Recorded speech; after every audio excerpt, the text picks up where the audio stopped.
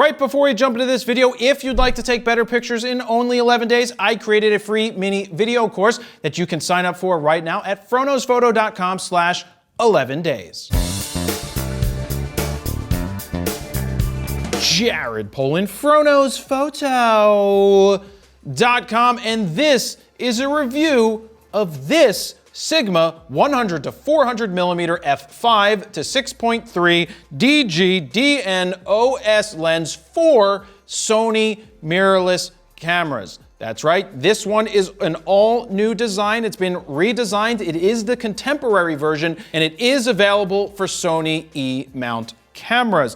Now, before I go too far, let me tell you that this is a pre-production model. This lens was actually hand-built, and it does have pre-production firmware on it. Sigma reached out to me a couple months ago, or maybe like a month ago, and was like, would you like to test out a hand-built model before the lens gets announced? And I was like, sure, what else am I doing under lockdown? Please send me a lens. So luckily enough, I was able to take it out and photograph two different kids. Actually, two different sets of kids, because one is little Daniel. Dan's one of our editors. His son is named Daniel. He was playing out in the garden here at the factory, and I used him as a test subject with this lens. And then the next day, I went and photographed my niece and nephew playing around in their backyard. But now, let's get to what this lens is all about. So here it is. This is a 100 to 400 millimeter lens for Sony E Mount. Now, why is this important? Because there's really no third-party options for Sony E Mount up until this point that gives you a 100 to 400. Now, Sony makes a 100 to 400 G Master that's $2,500. This, I'm just going to tell you the price right now, is $949, and it will be available on July 10th.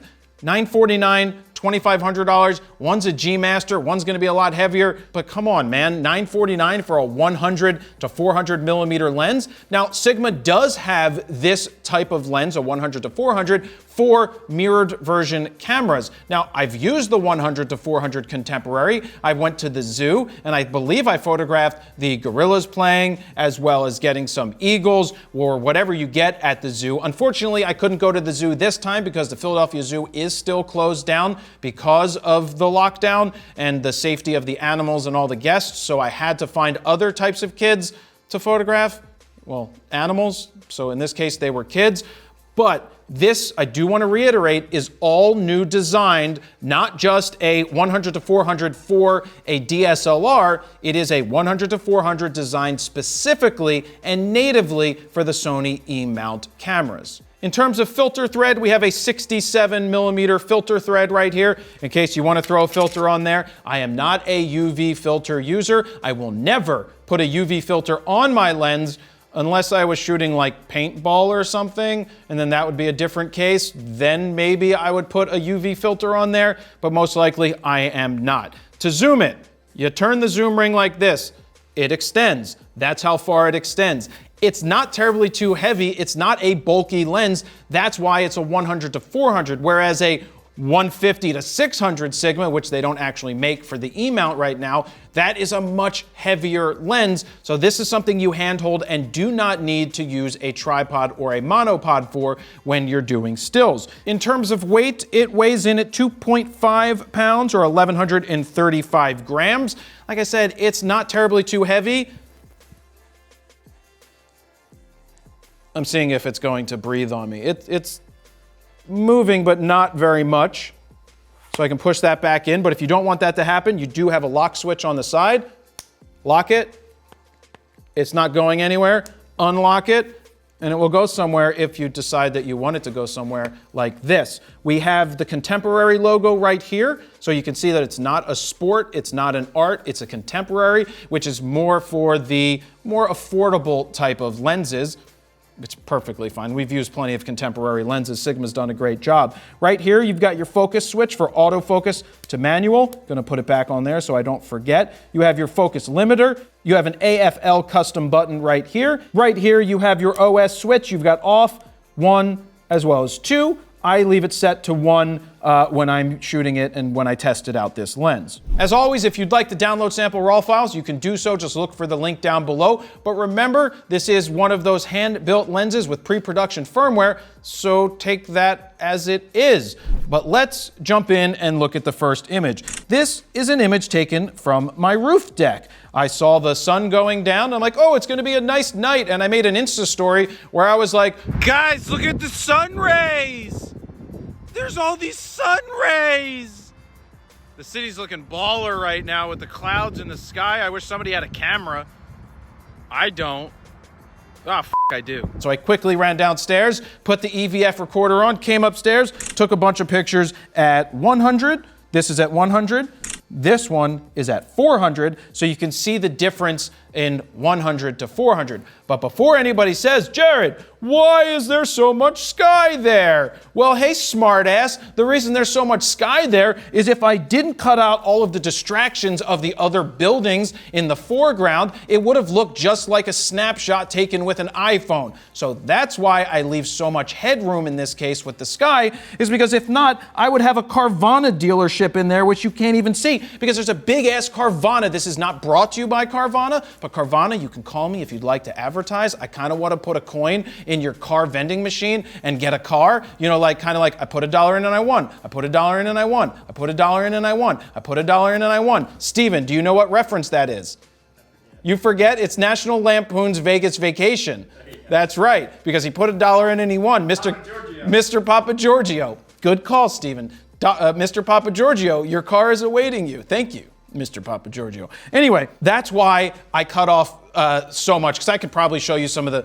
Actually, you have the EVF footage. You can see what it looks like if I don't compose it properly. But what are the settings on this one? Because I'm at 1/125th of a second at 100 millimeters, 5.0, and that brings up an interesting point. Where does this go from f5 to 5.6 to 6.3, and I wrote that down for you so I can tell you. It goes from 100 to about 119, 120. It stays at f5. Now, after 120, or right around 120, it goes to 5.6 up to 220 millimeters, right around there. It stays at 5.6. And when you zoom out past 220, 219, it goes out to 6.3, all the way out to 400. I like fixed aperture lenses like a 5.6 all the way through. Nikon has a 200 to 500. That is a sweet lens, but it's not designed for the mirrorless cameras, though I did use it with the F to Z adapter when testing out the Z6, and we got some awesome photos out in the Everglades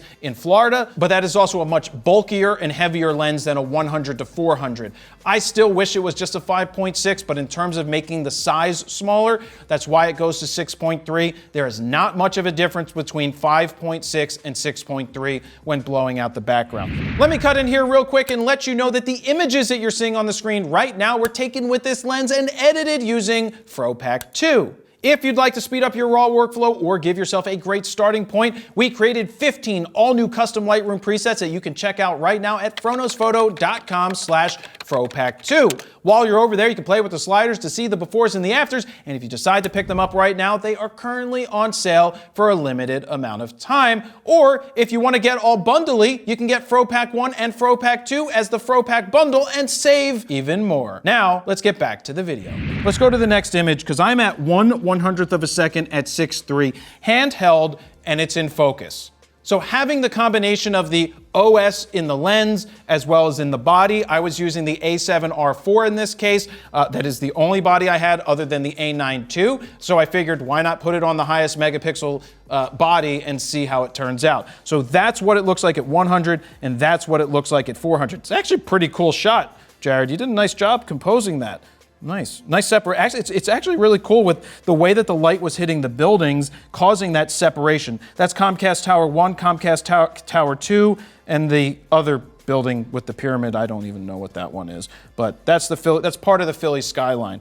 Moving on, now I had little Daniel and Big Daniel heading over to the factory so I could photograph them in the garden. It is a great, well, kids are great to test lenses out on because you can get portraits, you can get them running around. In this case, I heard them coming down the street and I'm like, oh snap, let's get a picture of little Daniel walking down the street. So here we have little Daniel. We're out at 400 millimeters on this bad boy, 1/800th of a second, 6.3 ISO 400. Zoom in. Nice and sharp on his eyes. I use IAF for this, lock-on tracking. Look, this is only available for the Sony, so if you have a Sony, you might as well take advantage of the lock-on tracking and the IAF. When you get an A7 IV, when that comes out, you have an A7 III, an A7 R4, A9 II, A9. Yeah, you can use all the functionalities that that lens lets you do, but picture looks good, contrast looks good, tones look good.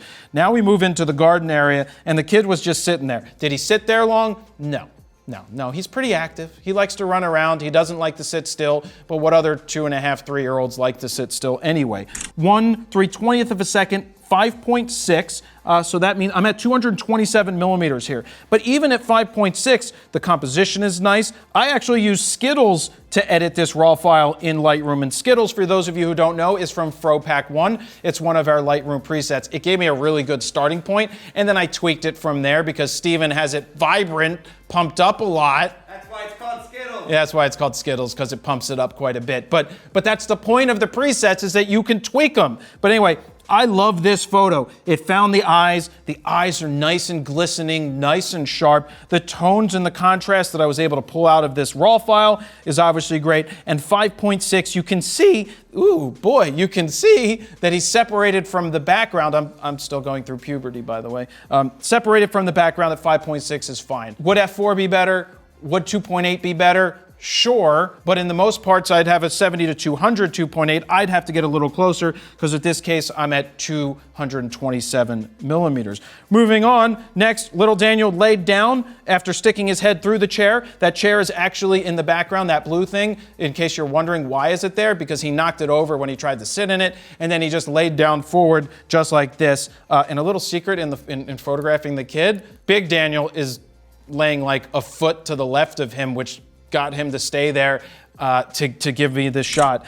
This is a really cool shot. I'm very happy with the results. We're at 6.3 here. This is all the way out at 400. Look at the compression of the grass behind him. You wouldn't know that this was taken with a 6.3 because it really, in all honesty, it doesn't matter. I mean, it matters. I like having faster glass, but I'm not going to carry around a 400 2.8 and try to get a kid like this running around. I rather have the zoom range 100 to 400 is very nice for trying to do that. Another thing I want to add to all of this is that this lens is not the type of lens that you're going to use inside. 100 to 400, I mean, you're trying to shoot sports indoors, not going to happen for the most part, especially when you zoom in and you're at 5 or 5.6, or actually you're always at 5, it can't go lower than that. So at 100, you're at f5. You already need to bump your ISO up super high. This is not ideal for indoors. This is ideal for outdoors. I could see shooting portraits of kids with this. I could see getting sports photos. I mean, this is a really good sports lens for shooting kids outside. Just remember, if they're close to whatever the background is, they may not get blown out or separated from the background, just like we did here. Just from the angle, the background is nice and blown out. So I'm really happy with that photo right there. Nice sharp, nice contrast, nice tones, and we'll move on to the next picture, which takes me to my brother's backyard where the twins were playing in the backyard. This isn't playing. This looks like meditating to me. It lasted all of 3 seconds. Now, if that's all the meditation you need in the world, then more power to you. But I could have lied to you and said, look, they were meditating for like 20 minutes while I took pictures. I'd be lying. That didn't actually happen. But this is a good example to show you with even the sun is like super up in the sky because that's when I photographed them, like 11 o'clock in the morning. The sun was already pretty high up there, but you can see the separation here. We've got Juliana right here in the front. We got Jace in the background sitting there like, why aren't you focused on me? Why am I the out of focus guy in the background? But he's out there out of focus. That's just to show you the difference of the separation. Now that's, what was I at 5.6 because I was only at 130 millimeters. Moving on, the kids decided to play on the hammock. And it worked. I mean, I'm at 1/320th of a second at 126 millimeters, 5.6, 400 ISO. You know, sometimes I would maybe want to pump my ISO up a little higher to give me more of a shutter speed, 1/500th, 1/640th, 1/1000th. I like to be at those higher shutter speeds to compensate for any motion blur that there might be from the kids moving, because OS and image stabilization in the body isn't going to keep the kids still. You got to remember that. Kids are moving fast. Image stabilization just keeps the background nice and still, or allows you to handhold when you're shooting inanimate objects. Let me cut in here and say, if you'd like to purchase this lens or any other camera gear for that matter, head on over to allenscamera.com/fro. Now, they are a mom and pop store that's been around for 40 years, and they've supported me since day one, and I continue to support them. So if you'd like to go ahead and support a mom and pop store and help me out at the same time, go to allenscamera.com/fro, and don't forget to let them know that the Fro sent you. Let me show you something when you zoom this lens. I'm not a big fan of having zoom rings on the outside. I prefer having zoom rings on the inside and focus on the outside. It seems like in the past couple of years, companies were like, you know what, we're just gonna switch it now, and we're gonna make the focus ring closer to the body. I find it sometimes that when I'm zooming, I'm actually, as I'm turning, my hand can turn the focus ring. Now, I'm not sure it's actually doing anything at that point because I do have autofocus locked on and I don't have the switch into manual, but it can be one of those things that I accidentally turn. Now, in terms of zooming, is it a far throw? Which means, do I have to turn it 17 times to get all the way out to the end? And the answer is we're at 100, we're at 400. So it's just a twist like this, and I'm getting through it pretty quick. So not bad at all. Now, in terms of autofocus speed, let me reiterate that this is a pre-production hand-built model. The autofocus speed is okay. It's not as good as the G Master 200 to 600. It's not gonna be as good as the G Master lenses. But at $949, when you put this up against a 100 to 400 that's $2,500, I'm hard pressed to tell you to go buy a $2,500 lens in this situation when you can get this one for $949. The autofocus is probably going to be fine. Now, like I said, pre-production model, it worked. I didn't really miss things, but I can't tell you that it's going to be the best of the best with honor, sir. But I do know in the past, using other Sigma lenses, I would assume that this Sigma lens in the full production model is going to be just as good as the 100 to 400 in terms of focusing capability, and their 150 to 600s, those were perfectly fine, especially on these Sony bodies with how good their autofocus is. And the last image right here is Jace climbing up the jungle gym. You can see I'm at f5, I'm at 100 millimeters, partly because my back was against the fence. 100 isn't really wide. So you gotta get back as much space as you can get so that you can get a full body picture just like this. But we acquired him, not the greatest lighting in the world, but the kids are out playing, and when they're out playing, you go and you take photos. So I'm happy with the results that I got here. I like the feel of a 100 to 400. I like what it gives me in my bag. I could have the wide angles, I could have a 70 to 200, I could have those in my bag, but sometimes a 100 to 400 that's light and easy to take around with you is going to be better than trying to lug around a 400 2.8 that isn't versatile. Yeah, it's 6.3. Yeah, it's f5. But it's a 100 to 400. If you're shooting birds, if you're at the zoo, if you're shooting sports outdoors, and you just want to have a lens that's affordable, or affordable is relative, at $949, you can't go wrong with this for the Sony E Mount cameras. The reason I say that is you do not have other options right now other than this, or spending $2,500, or using adapters and all of those things. But natively, Sigma 100 to 400, for under $1,000 is probably a really good lens for you to look at if you got kids running around, if you can shoot sports outdoors, if you like to do some nature stuff, and you want something that's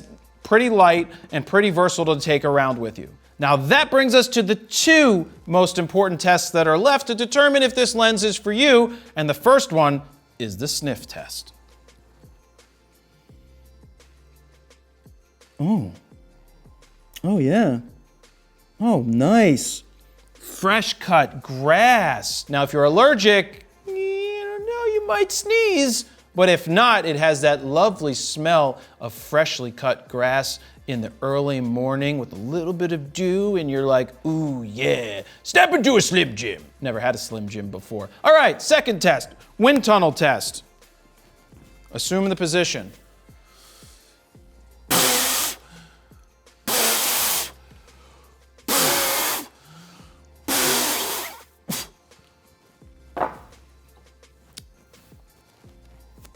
test, the wind tunnel test. So those are the important tests. What do you think about the 100 to 400? Would you pick one of these up if you have a Sony camera that takes an E mount? You know, because it's all new, designed as a mirrorless lens, straight up 100 to 400 f5 to 6.3 OS lens.